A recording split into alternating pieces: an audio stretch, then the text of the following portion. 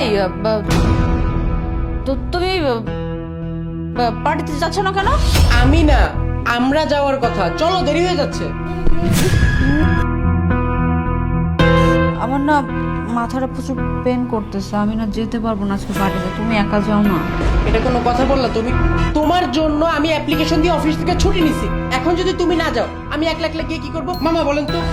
আমি বুঝতে পারছি, কিন্তু মামা কি করবো এখন? তো আমার মাথাটা প্রচুর ব্যথা করতেছে, ও বুঝতেছে না, একটু বলেন না। এই শোনো, নিচে গাড়ি পার্ক করা আছে, গাড়ির মধ্যে বসবা, সুন্দর মতো ওইখানে যাবা, কিচ্ছু হবে না। চলো। আরে ভাগনা, তুই বুঝছিস না কেন? বৌমার মাথা ধরেছে। এই অবস্থায় তুই যদি এই লোকজনের মধ্যে ওকে নিয়ে যাস, আর যদি সেন্সলেস হয়ে যায়, তাহলে একটা কেলেঙ্কারি কাণ্ড ঘটে যাবে না? তার চেয়ে ও বাসায় থাকতে চাই, বাসায় থাক, আমি আছি। আচ্ছা ঠিক আছে, বাসার মধ্যে তুমি বসে রেস্ট করো, আমি না হয় একাই গেলাম। এখন না গেলেও কেমন দেখা।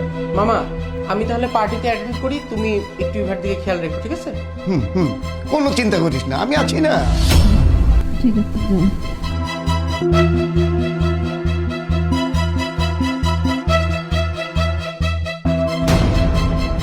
কি হচ্ছিল সব?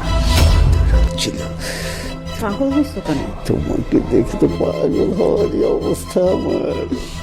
তাই? এত সুন্দর কেন তুমি?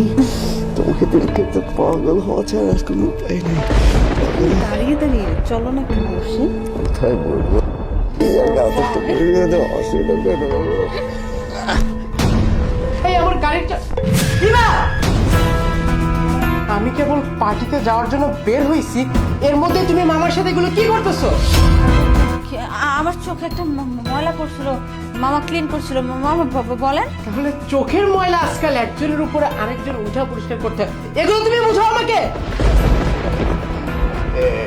তোমার বউ আসলে ওই সত্যি সত্যি আমার সাথে কিছু করতে চাইছিল, এই জন্যই তো বাহানা করছিল যে মাথা ধরেছে। সত্যি সত্যি আমি সত্যি ওইটা বলছি। তাই না?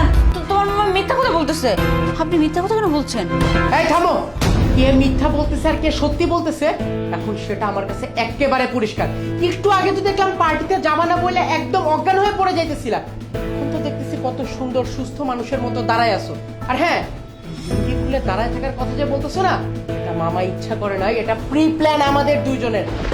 তার মধ্যে তোমার নামে অনেক কথা শুনছি মানুষের কাছে যে তোমার চরিত্র খারাপ, কিন্তু নিজের চোখে না দেখা পর্যন্ত তো এটা বিশ্বাস করতে পারতাম না, তাই না?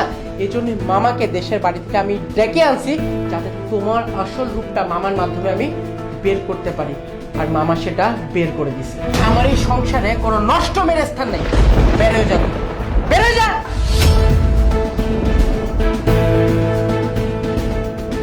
মামা, অনেক ধন্যবাদ।